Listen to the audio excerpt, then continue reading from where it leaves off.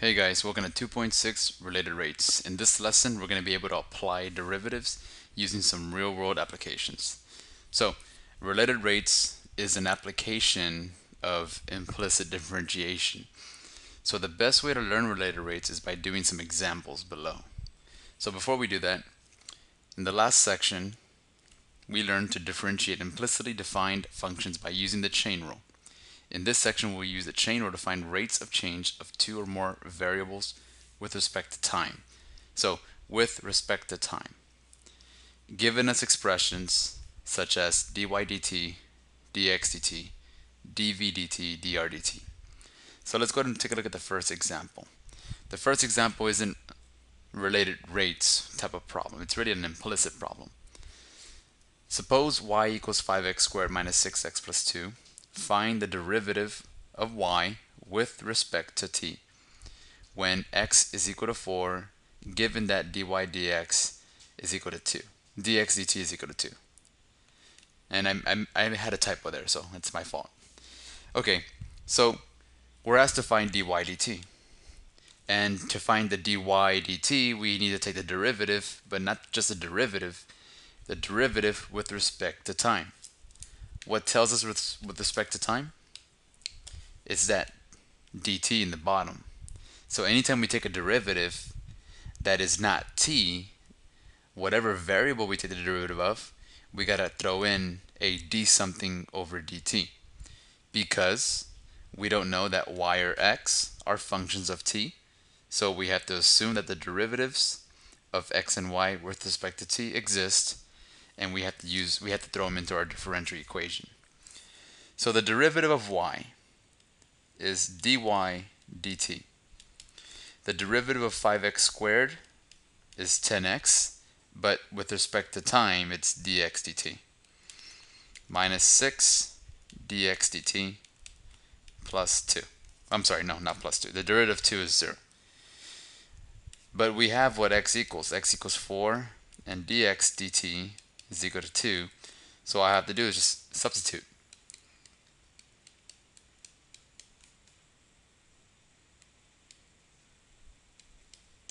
And I get 80, take away 68. I'm sorry, no. Take away 12 is equal to 68. Okay. Example number 2. We have a pebble is dropped into a calm pond, causing ripples in the shape of concentric circles. The radius of the outer ripple is increasing at a constant rate of 1 foot per second. When the radius is 4 feet, find the rate at which the area of the disturbed water is changing. So a lot of things are going on here. Let's label what we do know. So what do we know? We know that the radius of the outer ripple, and I provided a picture for you guys. I provided a picture. Let me see. I don't know what just happened right now. Okay, there we go. Okay, I provided a picture here, and pretend this is the outer ripple, and pretend that these ripples were caused by a pebble that fell in the center of this circle here. Okay, now this ripple's radius is changing at 1 foot per second. So how do we represent radius changing with respect to time? Well, we all know that radius means r, but radius changing with respect to time is dr dt. And what is dr dt equal to? Well, they tell you here. It says here increasing at a constant rate of 1 foot per second. So it's 1 foot per second. And it's a positive quantity because of the increasing keyword that they have in the text. Increasing means that we have a positive rate, so the rate is going to be positive. And we also know when the radius is 4, and given the radius, they're asking us to find the rate of the area at which the water is changing. So what do they mean by area? Well, each of these ripples forms a circle. Now, we're asked to find the change of the area when the ripple has a radius, let me do this in another color. Let me do black. No, I think red is probably the best color. When the ripple has a radius of 4 feet. So when the radius is 4 feet, they're asking us to find the change of the area, which we don't know. We don't know what the change of area is, but we do know that we're dealing with circles, and I do know what the area of a circle is. The area of a circle is pi r squared. What does dA over dt mean? Well, that means the change of area with respect to time, which is the derivative of A. And I can find the derivative of A using implicit differentiation. What's the derivative of pi r squared? Well, pi is a constant. The derivative of r squared is 2r. And then, of course, every variable with respect to t. So my area, my change of area with respect to time is 2 pi r dr dt. And I do know what dr dt is. It was already given to me. And I do know what my radius is. So that means I can just substitute. And I get 8 pi. But since I'm dealing with area with respect to time, the change of area with respect to time, that means I'm going to have feet squared, my area, over time, seconds. So it's 8 pi feet squared per second.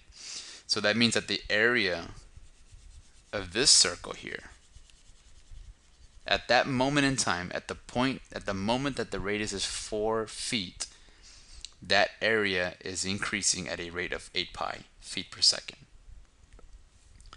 Example number 2.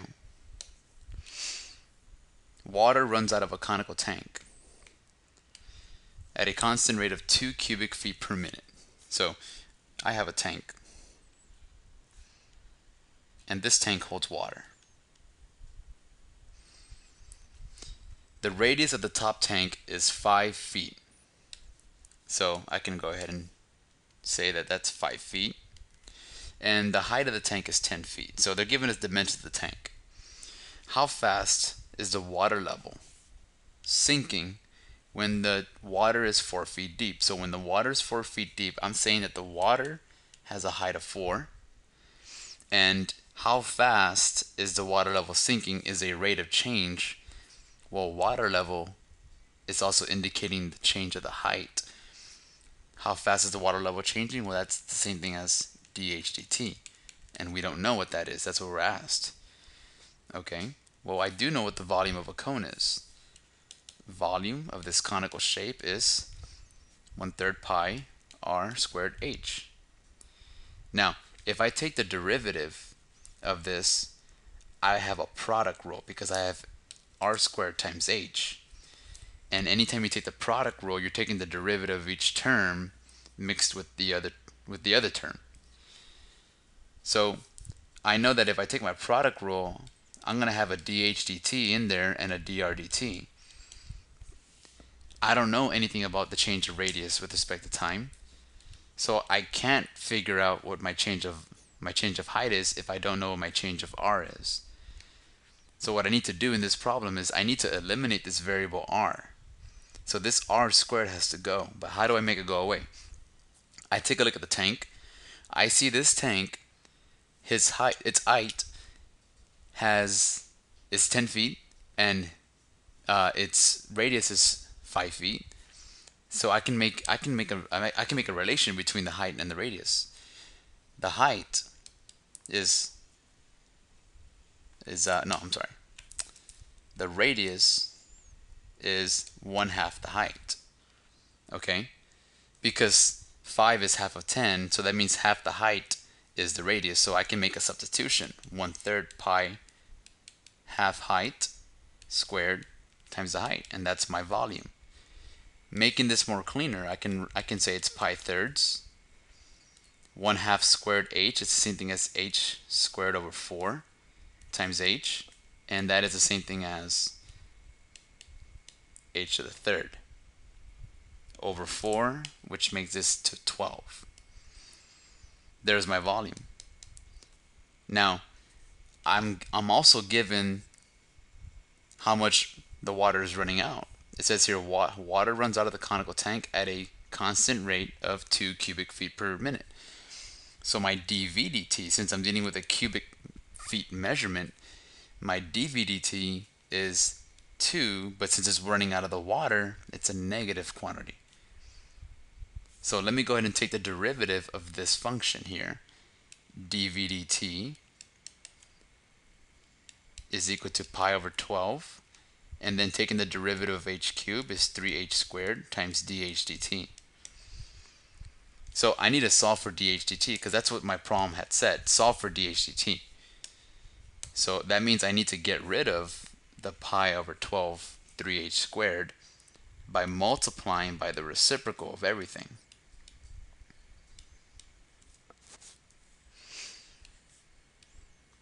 So I get the pi's that cancel, the 12 that cancels, 3h squared cancels, and then whatever I do to one side, I do it to the other side. So I have 12 over 3 pi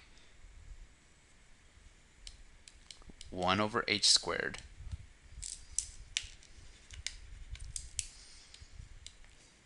times dv dt.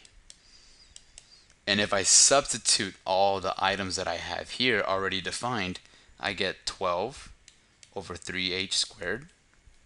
I'm sorry, 12 over 3 pi times 1 over 4 squared times dv dt, which is negative 2. And this is, well, negative 2 over 1. Okay, so this 4 squared is really just 16. And negative 2 times 12 is negative 24. 3 pi times 16 is 48 pi. So this actually is negative 1 over 2 pi. And that is a change of the height with respect to time. So let me just go ahead and just do a quick review of this. When water is coming out of the tank at a constant rate of 2 cubic feet per second, the moment that the water level is 4 feet in depth, the tank's water level is sinking at a rate of 1 over 2 pi, negative 1 over 2 pi. This would be feet per minute. So this would be feet per minute. And that's what's happening in this problem.